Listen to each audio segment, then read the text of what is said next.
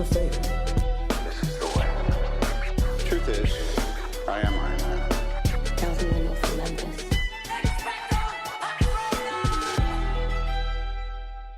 Hello, critics, non-critics, and friends. Welcome to the Film Optix podcast, where we take a glance into blockbusters, indie films, and everything in between.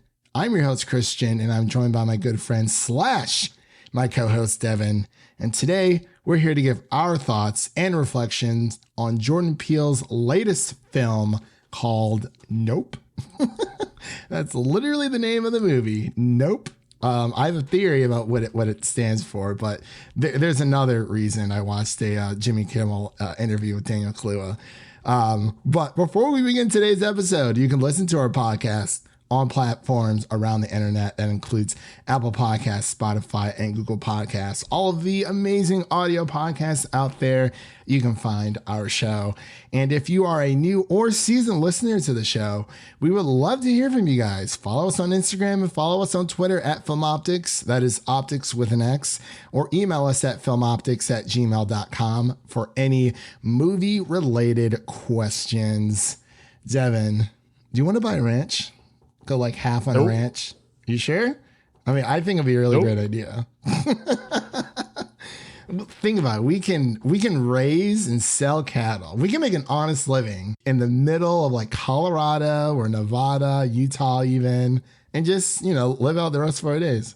The amount of stories, unexplainable stories that come out from these like rural ass places where there's a ranch or a farm and they just see the most insane stuff. Like not of planet Earth, aka Nope. Yeah, Nope. That was actually my little tidbit. I was like, I think I read that somewhere, but I was actually watching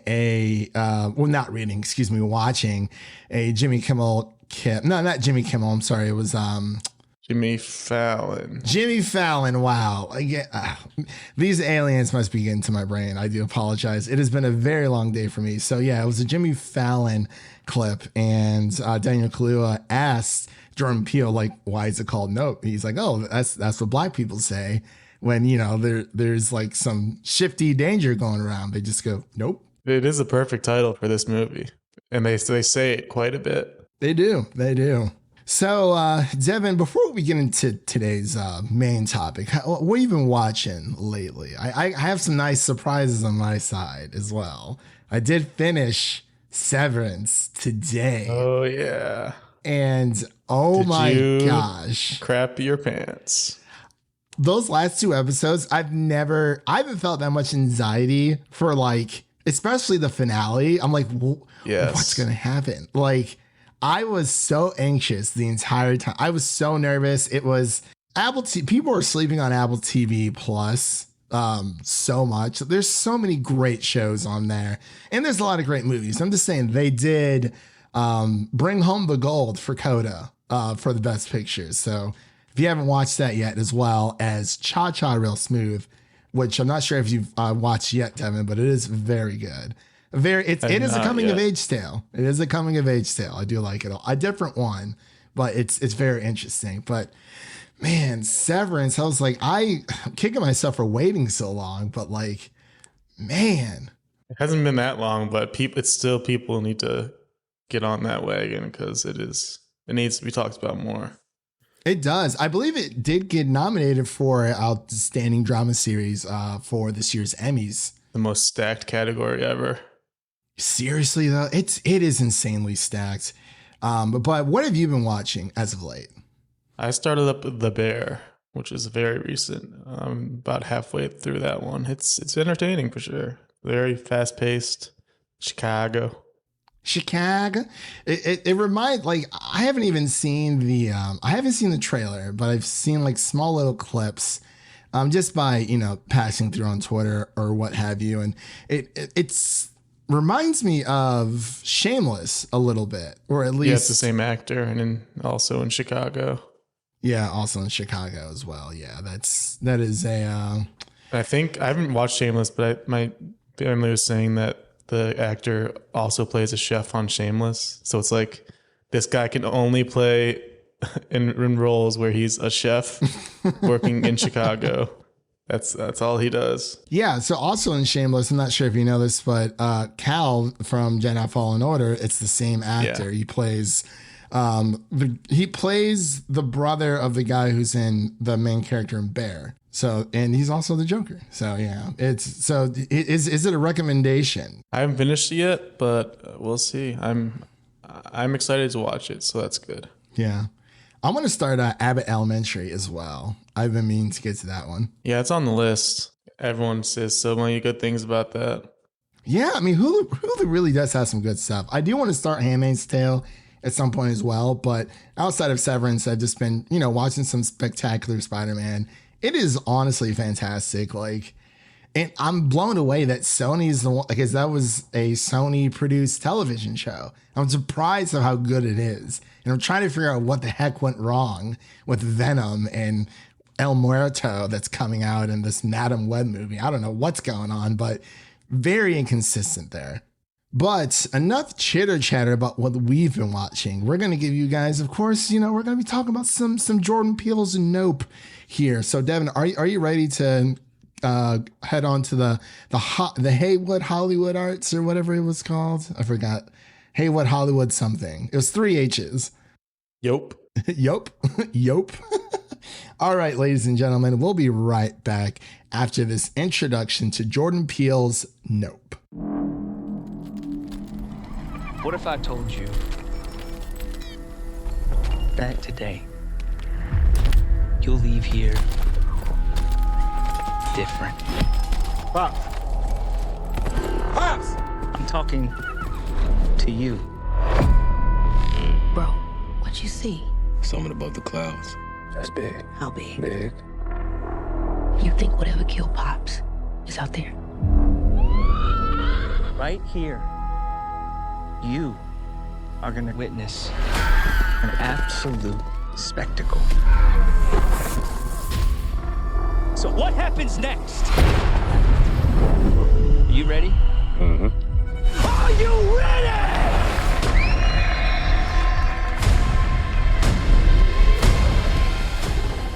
All right, ladies and gentlemen, and we are back. You just heard a little snippet of the trailer from Jordan Peele's Nope. Of course, this is Jordan Peele's latest thriller / suspenseful / horror movie. His third that he has written and directed himself. Of course, this is, it's all him, directed and written by Jordan Peele. And the story is as followed. The residents of a lonely gulch inland California bears witness to an uncanny, chilling discovery, which I like that story or that synopsis because it doesn't give anything away. And the trailers don't give anything away as well, which is something. Whatever you think's going to happen, I'm pretty sure it's going to be different from your expectations. It definitely was for me. I'm not going to lie. Did I like it as much as Get Out or Us? Just have to wait and see. But the way that this is going to go, we're going to get into our initial reactions first for all those first-time listeners out there who are new to the show. Welcome. Like I said, we'll get into our initial reactions. Then we'll get into our spoilers, a few Easter eggs if we've noticed them along the way. Then our final thoughts and then our ratings. So I'm going to pass it over to Devin so he can give his initial reactions to Jordan Peele's Nope. Also want to throw in there, it's Haywood's Hollywood Horses. That's the Triple H you were looking for. But yeah, Nope it's a lot to digest. I just got out a couple hours ago and I'm still trying to figure out what I watched because there's just so much going on. There's just so much that happens, but it's a wild ride. I mean, the way I see it, Jordan Peele is a visionary at this point. It's kind of hard to deny that. Like the movies he's putting out there are so different from anything else. And he's kind of just a genius. There's been some talk on Twitter about him being the best horror director of all time. We're a bit early for that, but he's definitely on the right path. I'd say Get Out was a great example of what he can do as far as storytelling and creating a story in a world. And then Us kind of follows that same path, but also adds in a lot of different visual storytelling, more so than Get Out. And Nope is definitely by far the most visually stunning movie he's ever made. Like it is insane to look at, all of it and everything that happens, and the sound too. So it's definitely the most well-made movie he's done, and it's the most well-produced and directed and all that, just because of the scale of everything. And then I'm guessing he probably had the biggest budget to work with on this one because he's the man now, and everyone knows that. But it's just a wild ride. We can get into spoilers later, but it did not turn out how I expected at all. Like, you watch the trailers and you're like, okay, this is how it's going to happen. It's going to be an alien movie. They're going to be trying to get humans and eat them up, but it just unfolds in a way that I never would have saw coming, and it's just crazy. Yeah, so for me, for my initial thoughts here, I was able to watch it a little bit early, just on Tuesday. They invited critics. It was more of kind of like a fan event type deal, but I do agree with Devin. I definitely, between his 3 movies that he's directed, between Get Out, Us, and Nope, this is definitely the most visually stunning. I thought it was directed fantastically. It really was. The writing for these characters was phenomenal. There is that, eerie feel, like being out and like on a ranch, like in California, like kind of just like in the middle of nowhere, really. And like we said right before, there's all these strange, weird things that kind of happen, like out in the middle of nowhere, and these farms and these ranches. And like Devin said, the trailer is not what you expect whatsoever. And I do agree with him as well when it comes to needing to digest this, because I'm still not sold if I like this movie as much as Get Out or Us. And Us really just creeps me out. It really just did. This one had a lot of fantastic jump scares. There's a lot of hilarious moments, perfectly placed throughout the movie. They don't feel shoehorned in. And like Devin said, it's the most visually stunning performance or movie that he has created. Keke Palmer and Daniel Kaluuya do a fantastic job. Yeah, I forgot to shout out the cast, but Keke Palmer is a spark plug in this movie. Like, it is insane to watch her work. And even like in the press tours that I've been watching, a couple videos here and there of the cast going around, she is just so entertaining in every way. She made it out of the Disney and Nickelodeon kids child actor curse. So she's good. There are very few that have made it out of the child star fame bubble for she sure. Did it times 2, so it's extra impressive. Yeah, she really did. Because for a while there, I didn't really hear too much about Keke Palmer until I think when we reviewed, I think it was Hustlers. Yeah, Hustlers. She was in Hustlers. What else was she in? She's been starting to pick up more and more. Yeah, she was in Lightyear. She was in Lightyear. Mm-hmm. But those are just a few movies as of recently. But like even prior to that, it had been a while. I think she was in a few more, but haven't really seen her around the scene all that much. But yeah, I thought it was it definitely is a Jordan Peele movie. I'm still trying to figure out what this movie is, to be completely honest, or what the message it was trying to convey. Because I'm not gonna lie, I was when I left the theater, like I was impressed, but I was also confused, and I feel like this movie definitely warrants a second rewatch. And I'm not sure if that's a good thing or a bad thing, but coming off of my first watch, I do believe this to be probably his weakest of the 3. And that's not knocking the movie at all. It's just, I find that Us and Get Out were more stronger. I feel like, it was like, they were like I guess you can call it the elevated horror moments where you kind of understood, what the subtext was. Here, I mean, maybe I'm just, missing the point. Maybe it completely went over my head first time around. But coming out of this movie, I was trying to figure out what the message he was trying to, portray to the audience. But again, like I definitely want to see it again. I don't think it was a bad movie. It's just, I was perplexed. I mean, that could be the whole point. Like that might be what he wants you to walk away with. And that's totally fine. Like I will watch anything Jordan Peele directs or writes or even co-directs or co-writes. I know he had co-written Candyman, or was it co-direct? I think co-direct. He was definitely Candyman. involved. Yeah, in some way, shape, or form, for sure. But man, can you imagine him picking up a second season of Lovecraft Country? That would be amazing. Jordan Peele, if you're listening to this, just put some ideas in your head. there. HBO, if you're listening to this, that's who we need to Yeah, that is true. talk to there. Yeah. I think it would do a fantastic job. Pick that up and proof. I mean, honestly, it doesn't even have to be HBO. Like, it could be not. Well, no, it has to be. HBO is where the good TV shows are for the most part, for sure. But yeah, those are just a few of my thoughts here. So, are you ready to get into spoilers? Because I feel like there is a few things here we got to talk about. A lot of big head scratchers and what have you. So, Devin, I think we're about to get into spoilers. So, ladies and gentlemen out there, that is your first spoiler warning for Jordan Peele's Nope film again.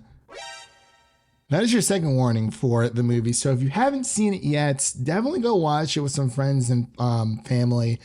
I know this isn't necessarily for kids, even though I can't say there's a lot of like demonic scary. It's rated R.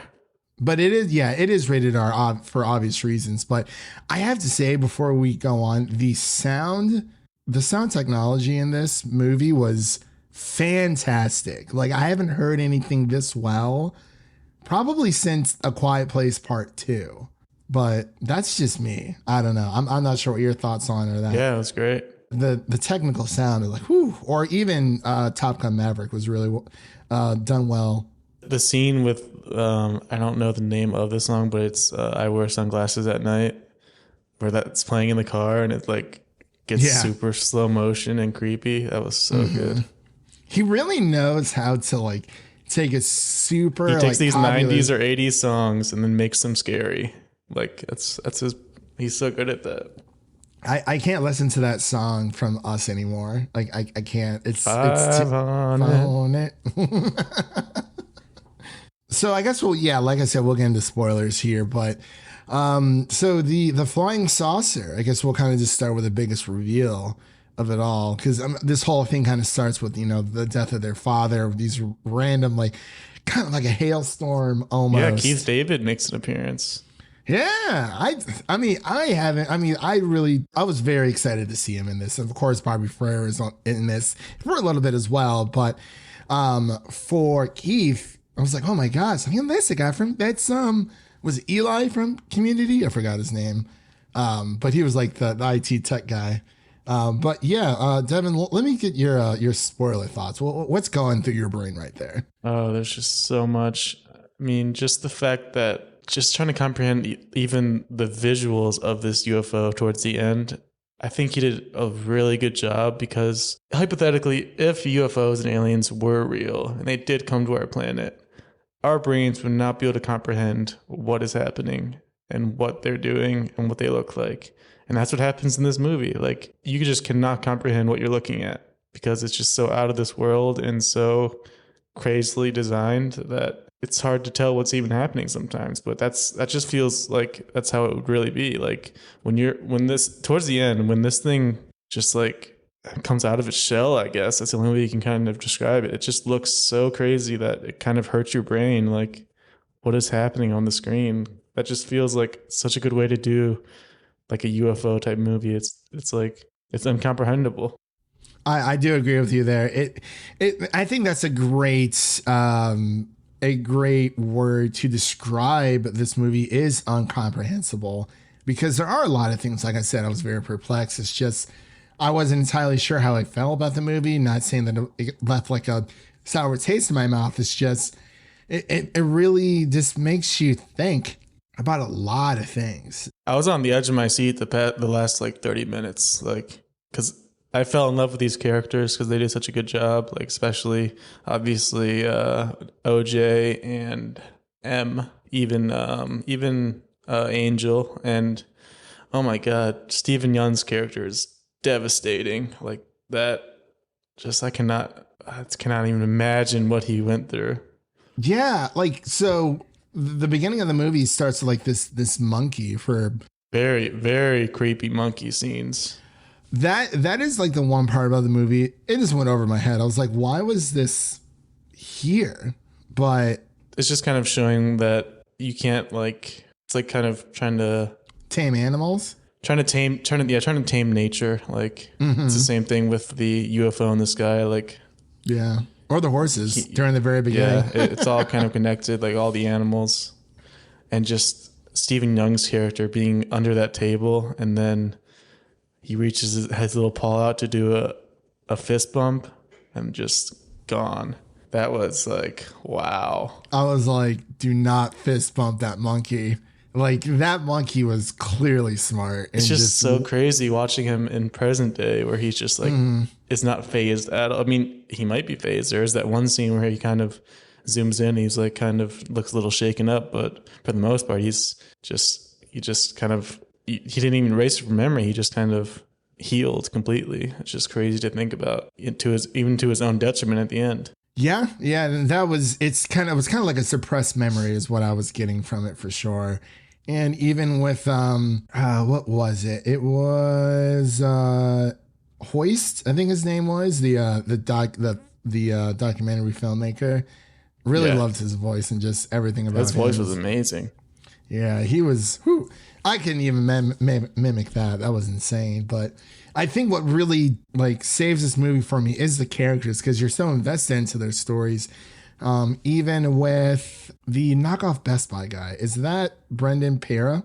I think so. Yeah, that's him. Angel. I thought he did a great job. Well, it's not even knockoff Best Buy. It's Fry's. It's like a LA, California based store. And I thought it was great how they had their Fry's location had the UFO crashed into it. I'm guessing that's real. Yeah, for any listeners out there, just let us know. Tweet at us at Film Optix. That is Optix with an X. So let us know for any of the West Coasters out there, because we are definitely East Coasters, or close enough to the East Coast as you can get. But yeah, I thought that was pretty cool. It's just he just, he comes to set up a few cameras, and then that broken up bit with him was great. She went to join the CW, the freaking CW. That the funny bits in the show just never, not the show, excuse me, this movie never really got old. Like every Jordan single Peele joke, he's just the master at that. He really, really is. The OJ joke at the beginning, that was great. The OJ joke where he's just like, "My name's OJ," and she's like, "Your name's OJ?"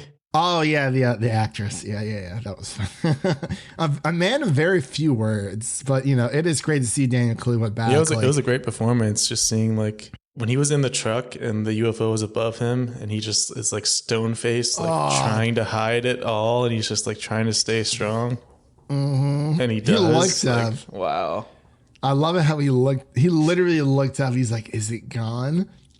Almost at the door, and he's like, "Nope." And then he locks the door as well. This movie might have the record for most name drops of the title in a movie. I feel like they probably said "nope" like 7 or 8 times. And that's what I love about it, because it literally is, putting, it's a stereotypical thing. Oh, like black people always die first in like slasher movies, but it's like anytime like, a black person, it's like, oh, like we should go the other way. Like, no, we shouldn't be doing this. This is exactly what's happening in this movie, but it's like, it's not something they can really get rid of, because, this flying saucer is trying to blend in with the clouds around him. And it's like, man, I don't know if they're that smart after all. It just feels so realistic. Like, it just feels like if an alien were here, that's what they would do. Whatever the hell this thing even is, we don't even know exactly what it was, because it turns out to be an animal at the end, more so than a UFO. Dude, not gonna lie, did you like jump out of your seat when those 3 kids had like the alien masks on? Yeah, I was terrified in that scene. Like, I was like, holy shit, this is happening. Yeah, that those are was some insane. Creepy masks. They really were, man. I was just like, this is insane. Like, super, super crazy. But yeah, man, like there's so much to go over with this movie, but at the same time, it's like, I really just got to give it a second watch. That's pretty much my spiel here. Right now on Rotten Tomatoes, it's currently sitting at 80% on the critic side and a 77% on the audience side. I've seen a lot of people tweet out there saying, it's this is like the best horror movie like yet. And I was like, well, like I really liked it. With a runtime of like 2 hours and 15 minutes, it didn't feel super long. I feel like on a second rewatch, it'll definitely go by a little bit faster. But like it's incomprehensible, like you said. And I think that is the best way to describe this movie. And I don't think everyone's going to like this movie as well as they did for Us or for Get Out, because those are very much more like, I mean, obviously they're all horror, but this is more of like a different type of horror vibe. Like the other two were very much, I mean, Get Out was more of a psychological, but it did have like a slasher bits. Us was like a complete slasher type movie. Yeah, overall, man, I thought I really did enjoy it. I need to watch it again. Like I really did love these characters. You know, the performances, they really knocked it out of the park. I mean, I can't sit here and say it's like the best blockbuster of the year. Number one, the year's not over, but number two, it's definitely a really great summer blockbuster. But I mean, it's, you know, I can't sit here and say it's the best. But I do need to see it again. Like at the very least, it's a spectacle. It should be seen on the big screen. And I will say the very ending of this movie, I was like shitting my pants because it reminded me so much of the ending of Get Out, where the cops show up and you don't know what's going to happen. Because my head went straight to, oh my God, one of them is going to get shot because they're going to think that they did this, just like the ending of Get Out. And it even draws back to the monkey being shot in that scene. I was like, oh, it's going to come full circle. Oh no.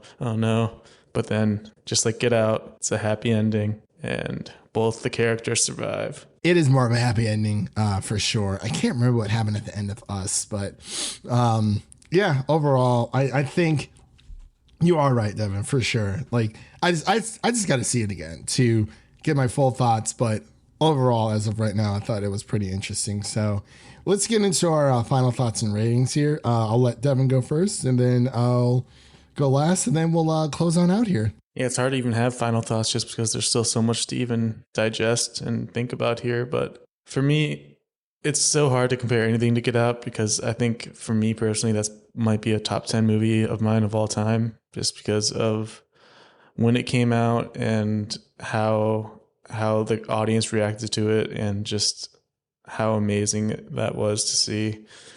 But Nope is definitely a spectacle, and it is definitely amazing to watch. There's going to be a lot of interpretations out there. I'm excited to see those. As far as ratings go, I'm going to go with, it just feels incomplete because I just need to sit with this one, I feel like. But as of now, I'll go with like a strong, like 86. Yeah, for me, like I said before, and time again, I need to see this movie again. But as of right now, I am sitting at like a solid 80%. As of right now, I got to watch it just one more time. Maybe I may not understand it like again on the second time around, but I just need to give it like one more good look. But like I've said, as of my first watch, I don't think it's when Get Out came out, like you said, it was just like a phenomenon. Like it's insane. And of course, like Jordan Peele, this funny guy who was, from Key and Peele doing like a horror movie. And it's like, he understands how to write characters. He understands how to build a world and how to convey, cryptic messages within his films. And I think he definitely does that here. I just need to watch it again. I mean, I enjoyed watching the crap out of this. But overall, yeah, I think I was just sitting at a solid 80% right now. Definitely not his best, but I mean, I can't say it's like, oh, it's his worst, because like it still really is like a great movie. Like he hasn't objectively made a bad film. I mean, this is only his third movie, but not every single movie that you like from like your favorite director is going to hit the same way. Taika Waititi is a great example of that as well. So definitely 80% for me. Fantastic performances all around. Falling in love with these characters. Definitely going to watch it. It's that daytime horror kind of thing. Well, daytime / nighttime. Give me more Kiki Palmer in the future in conclusion. Please do. Yeah, honestly, within anything. And obviously more Daniel Kaluuya. Yes, for sure. Definitely. So that wraps up our review of Jordan Peele's Nope here today. I want to thank everyone out there for listening. And if you liked what you've heard on today's episode, please subscribe to our podcast on your favorite podcast platform of choice. And make sure to always share an episode of our podcast with a friend, whether it be your mother, your brother, your lover, whoever it may be. Make sure to share an episode of the Film Optix podcast with a movie lover in need. And really quick, ladies and gentlemen, what's coming up on the podcast? What's been out there these past few weeks? So we just finished our Solar Opposites Season 3 review, which is spoiler free for everyone to listen to. That show is now streaming on Hulu. We just finished our Miss Marvel Episode 6 review as well, the season finale. So definitely check that out. And on the podcast here, I mentioned that we were kind of working on a little bit of a special project. We started to, just kind of like start that a little bit earlier. So with Leah Rydell from Geekly Goods and the Novice Cinephile, aka Mike Thomas, we are starting a new series revisited, or I guess you could say franchise visited, where we are pretty much just revisiting Avatar: The Last Airbender. For all of our amazing fans out there. We just wrapped up and released our book 1 water review. So definitely go check that out on the podcast. And definitely keep a lookout for book 2 Earth that will be dropping next month in August.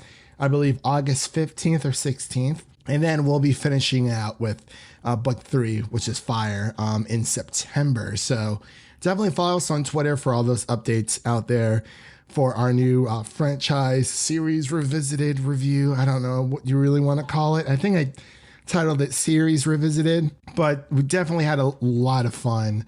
We just been pretty much talking about each season as they go on. We've been rewatching it, so that's been a lot of fun as well. Coming up, I believe we have, what do we have? My gosh, it's not much of a dry spell, but I think DC Super Pets comes out soon. We all know how much you love The Rock. I'm the Rock fan here. Yeah, that's next weekend. That is next weekend, yeah. I think we could do it. And there's not much else. I mean, The Gray Man's obviously tomorrow. Oh, yeah, that is tomorrow. Definitely. I almost forgot about that one. Yeah, so definitely just follow us on Twitter. At Film Optix, is Optix with an X.